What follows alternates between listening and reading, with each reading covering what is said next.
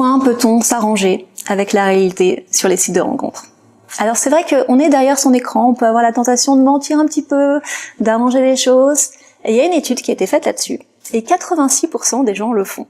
Alors c'est assez rigolo, ça peut vous donner un petit peu une permission de le faire, sauf qu'il faut voir exactement dans le détail ce qui se passe. Les hommes ont tendance à se grandir de quelques centimètres, dans le physique, pas seulement dans le sexe. Les femmes ont tendance à se faire perdre en moyenne 4 kilos, en moins un petit peu sur ce qu'on lâche.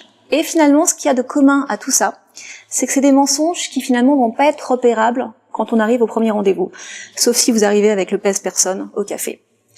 Donc, vous pouvez mentir un tout petit peu. Ensuite, moi, je vous recommanderais de ne jamais le faire, d'être vraiment honnête.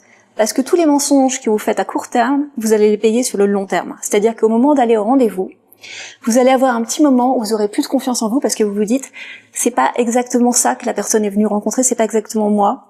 Si j'étais vous, vraiment, pas de mensonge, la réalité, vraiment la réalité. Et puis si c'est 2 centimètres, bon, c'est pas si grave.